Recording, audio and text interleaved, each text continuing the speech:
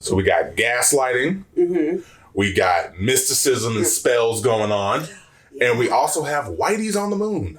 Yes, this is what had happened at Lovecraft Country, episode 2.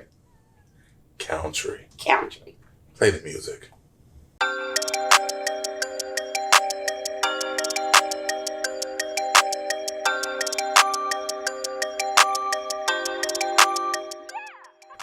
What's really good, guys? It's your boy Spotted Menace, aka D-Man, your man. I'm sitting here with my sister, but they one who holds it down for me, my co-host Daria. Say what's up, Daria? What's up, Daria? And welcome to What Had Happened Was, our little recap show. And we got another one coming for you. Another episode of Lovecraft Country just dropped, and we're here to bring you what happened and a little breakdown for it. But before we get started, y'all know the drill. If you'd like to see this channel continue to grow and thrive, please make sure to subscribe to us, hit the bell icon, because we got content for you for days, ranging from video games to movies to music to comic books to whatever we find absolutely interesting. Also, make sure to like any of the content that you do enjoy and comment down below, because we do like to hear from you, our kaiju faithful. Now, let's get it going. Misha Green is on one.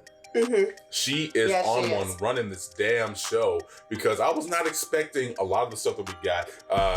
This episode was ended in such a way that, like, I don't know what's happening, and the suspense is literally killing me.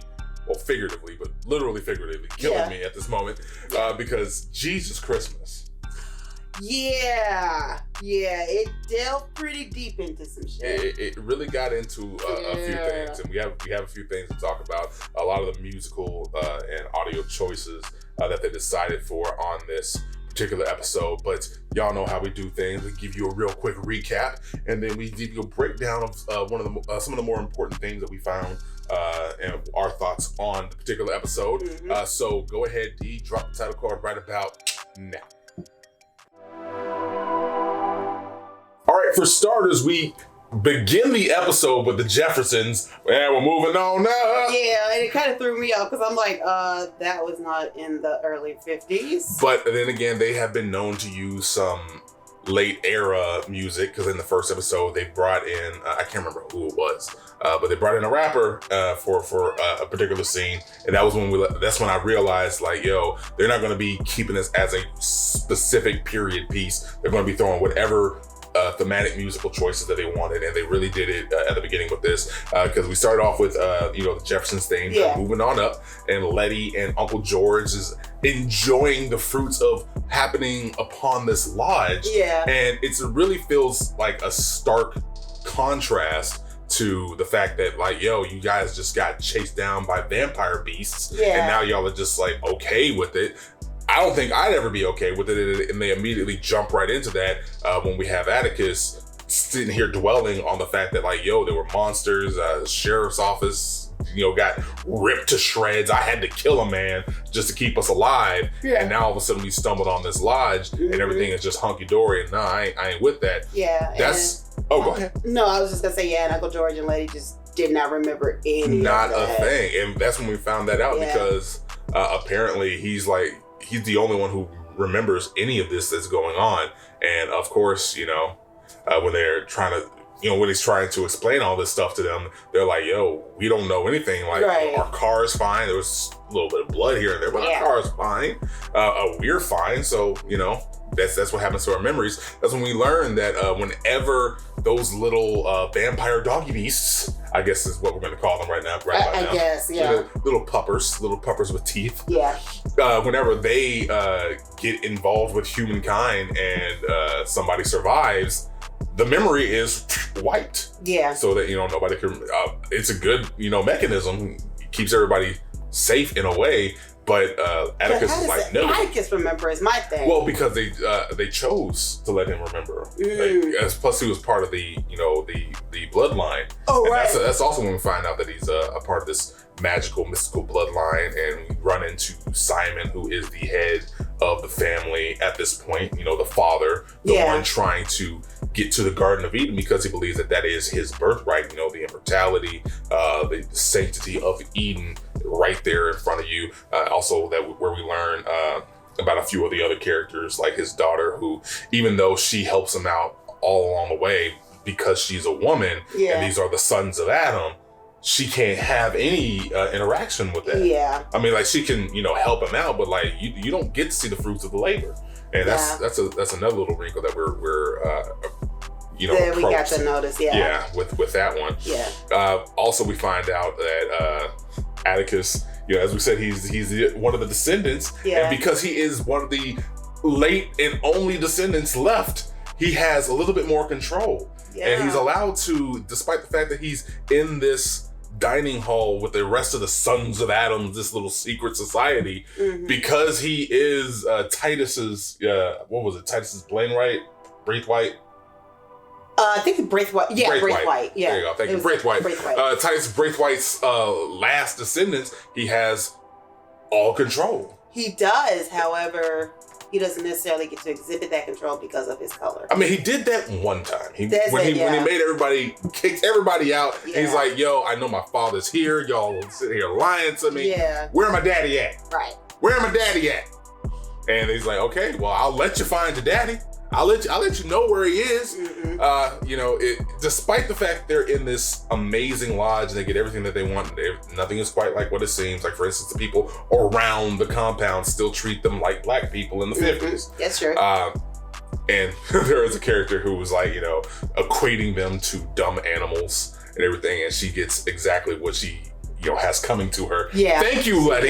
Yeah, thank you. I appreciated you doing that, but they end up finding the father. Yeah, they do. They end up finding the father, and they're trying to get the frick out of Dodge, only to find out more spells and supernatural. Yeah. It's going down. They can't leave the compound, and not only that, Simon decides, the big son of Adam decides, hey, I want to shoot people.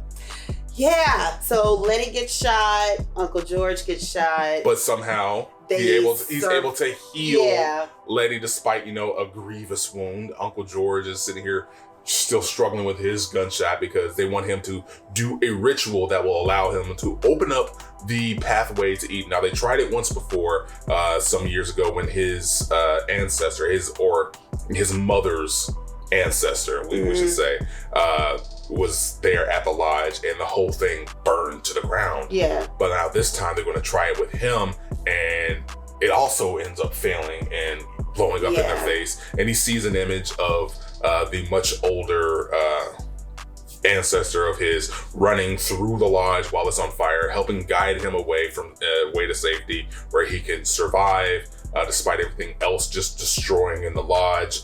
And that's when we end the episode with Uncle George presumably not surviving all of this. This is like, this was a packed episode. This was a packed episode. So where I'm it's like, very curious what next week is going to be. Yeah, we're going to have to wait and see. But that's basically what had happened on episode 2.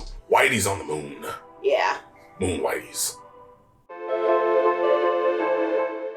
So that title right there, Whitey's on the Moon, I wanted to talk about that real quick. It's one of my favorite Gil Scott-Heron pieces out there. I believe it happened it was performed in the 60s, early 70s, right around then.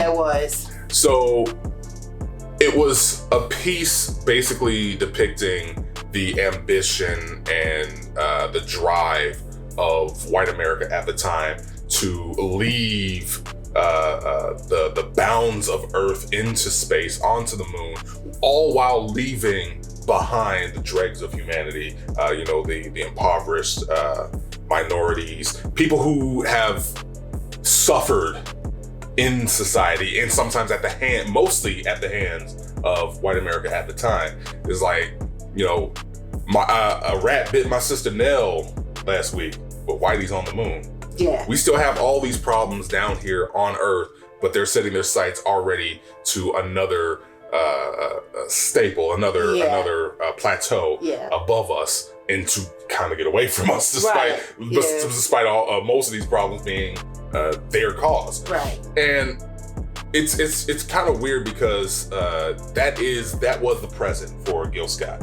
Yeah. The future is our present right now, where we have the 1% currently still trying to do these little vanity projects, go to the moon, go to Mars, send a car into space, although we still have movements like Black Lives Matter, or smaller, more pointed organizations. And I was going to say, you could compare Whitey to the moon to what's going on today still. Yeah. There still is that. It's not much change. Not much really has changed, because they still, set their sights out there on the moon, while we still have all these issues. We have climate change, we have Black Lives Matter, we have organizations like Good Kids Mad City working to try to stop the violence within the communities, not just intraracial, but also within interactions with police. And there's still these things that need to be addressed, but Whitey's still on the moon.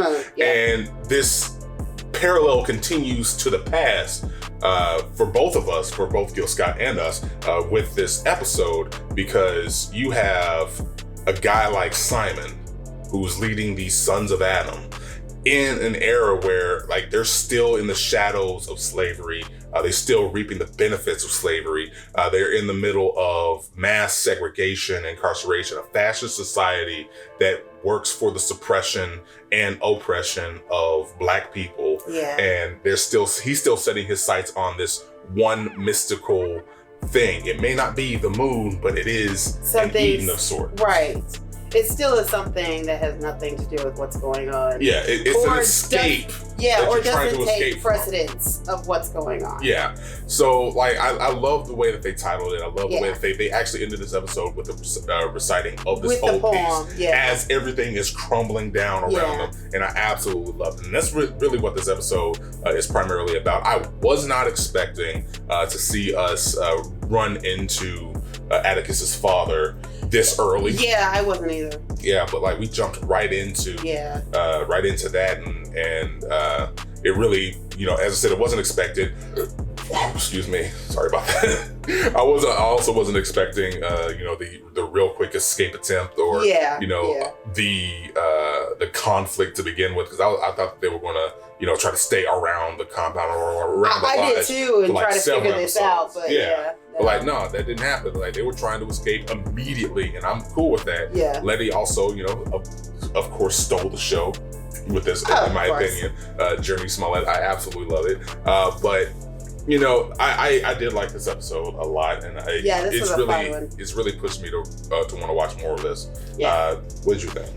I really enjoyed it. Like you said, Whitey's on the moon. That really was captivating, especially watching it while everything around the compound was just crumbling down. Oh, it was off. While you saw Atticus chasing his ancestor to get a hold, to get a hold of some type of freedom or some type of understanding, and that putting all of that together just really, it just made a deep impact. Okay, I'm cool with that.